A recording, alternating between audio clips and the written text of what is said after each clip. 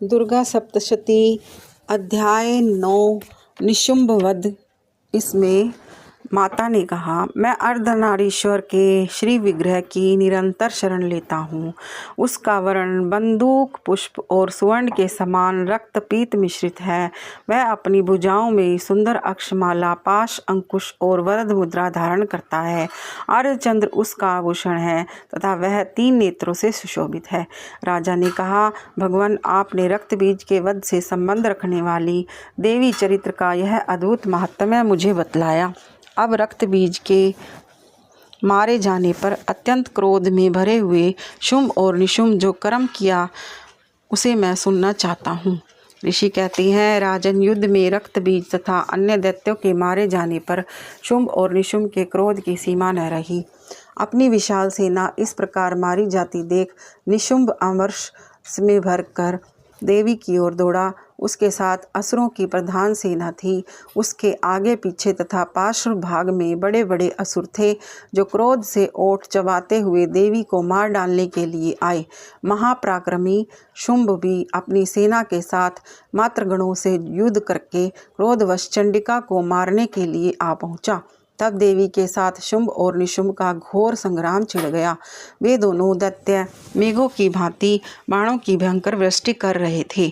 उन दोनों के चलाए हुए बाणों को चंडिका ने अपने बाणों के समूह से तुरंत काट डाला और शस्त्र समूहों की वर्षा करके उन दोनों दैत्यपतियों के अंगों में भी चोट पहुंचाई। निशुंभ ने तीखी तलवार और चमकती हुई ढाल लेकर देवी के श्रेष्ठ वाहन सिंह के मस्तक पर प्रहार किया। अपने वाहन को चोट पहुंचने पर देवी ने शूर्पणखा नामक बाण से निशुंभ की श्रेष्ठ तलवार तुरंत काट डाली और उसकी ढाल को भी, जिसमें 8 चांद जड़े थे, खंड खंड कर दिया। ढाल और तलवार के कट जाने पर उस असुर ने शक्ति चलाई, किंतु सामने आने पर देवी ने चक्र से उसके भी 2 टुकड़े कर दिए। अब तो निशुंभ क्रोध में जल उठा और उस दानव ने देवी को मारने के लिए शूल उठाया, किंतु देवी ने समीप आने पर उसे भी मुक्के से मारकर चूर्ण कर दिया।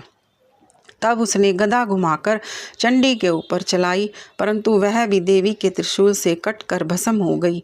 तदंतर दैत्यराज निशुंभ को फरसा हाथ में लेकर आते देख देवी ने बाण समूह से घायल कर धरती पर सुला दिया।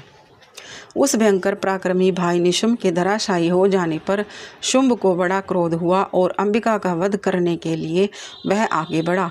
रथ पर बैठे बैठे ही उत्तम आयुधों से सुशोभित अपनी बड़ी बड़ी 8 अनुपम भुजाओं से समूचे आकाश को ढक कर वह अद्भुत शोभा पाने लगा। उसे आते देख देवी ने शंख बजाया और धनुष की प्रत्यंचा भी अत्यंत दुस्सह शब्द किया। साथ ही अपने घंटे के शब्द से जो समस्त दैत्य सैनिकों का तेज नष्ट करने वाला था, संपूर्ण दिशाओं को व्याप्त कर दिया। तदंतर सिंह ने भी अपनी दहाड़ से, जिसे सुनकर बड़े बड़े गजराजों का महान मद दूर हो जाता था, आकाश, पृथ्वी और 10 दिशाओं को गुंजा दिया। फिर काली ने आकाश में उछलकर अपने दोनों हाथों से पृथ्वी पर आघात किया। उससे ऐसा भयंकर शब्द हुआ जिससे पहले के सभी शब्द शांत हो गए। तत्पश्चात शिवदूती ने दैत्यों के लिए अमंगलजनक अट्टहास किया। इन शब्दों को सुनकर समस्त असुर थर्रा उठे, किंतु शुंभ को बड़ा क्रोध हुआ। उस समय देवी के जब शुंभ को लक्ष्य करके कहा, ओ दुरात्मन, खड़ा रह, खड़ा रह, तभी आकाश में खड़े हुए देवता बोल उठे, जय हो, जय हो। शुंभ ने वहां आकर ज्वालाओं से युक्त अत्यंत भयानक शक्ति चलाई। अग्नि में पर्वत के समान आती हुई उस शक्ति को देवी ने बड़े बड़े भारी लुके से दूर हटा दिया। उस समय शुंभ के सिंहनाद से तीनों लोग गूंज उठे। राजन, उसकी प्रतिध्वनि से वज्रपात के समान भयानक शब्द हुआ, जिसने दैत्य अन्य शब्दों को जीत लिया। शुंभ के चलाए हुए बाणों के देवी के चलाए हुए बाणों के शुंभ ने अपने भयंकर बाणों द्वारा सैकड़ों और हजारों टुकड़े कर दिए।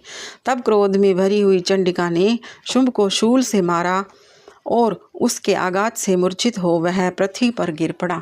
इतने में ही निशुंभ को चेतना हुई और उसने धनुष हाथ में लेकर बाणों द्वारा देवी, काली तथा सिंह को घायल कर डाला। फिर उस दैत्यराज ने 10,000 बाहें बनाकर चक्रों के प्रहार से चंडिका को आच्छादित कर दिया। तब दुर्गम पीड़ा का नाश करने वाली भगवती दुर्गा ने कुपित होकर अपने बाणों से उन चक्रों तथा बाणों को काट गिराया। यह देख निशुंभ दैत्य सेना के साथ चंडिका का वध करने के लिए हाथ में गदा ले बड़े वेग से दौड़ा। उसके आते ही चंडी ने तीखी धार वाली तलवार से उसकी गदा को शीघ्र ही काट डाला। तब उसने शूल हाथ में ले लिया। देवताओं को पीड़ा देने वाले निशुंभ को शूल हाथ में लिए आते देख चंडिका ने वेग से चलाए हुए अपने शूल से उसकी छाती छेद डाली।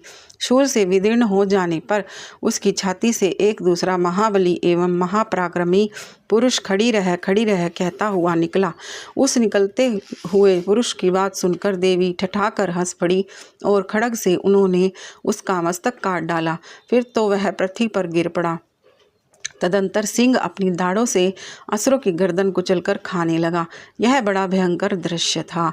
उधर काली तथा शिवदूती ने भी अन्यान्य दैत्यों का भक्षण आरंभ किया। कुमारी की शक्ति से विदीर्ण होकर कितने ही महादैत्य नष्ट हो गए। ब्रह्माणी के मंत्रपूत जल से निस्तेज होकर कितने ही भाग खड़े हुए। कितने ही दैत्य माहेश्वरी के त्रिशूल से छिन्न भिन्न हो गए, धराशायी हो गए। वाराही के थुथुन के आघात से कितनों का पृथ्वी पर कचूमर निकल गया। वैष्णवी ने भी अपने चक्र से दानवों के टुकड़े टुकड़े कर डाले। इंद्री के हाथ से छूटे हुए वज्र से भी कितने ही प्राणों ने हाथ धो बैठे। कुछ असुर नष्ट हो गए, कुछ उस महायुद्ध से भाग गए तथा कितने ही काली शिवदूती तथा सिंह के ग्रास बन गए। इस प्रकार श्री मार्कंडेय पुराण में सावर्णिक मनवंतर की कथा के अंतर्गत देवी महात्म्य निशुंभ वध नामक 9वां अध्याय पूरा हुआ। जय माता की।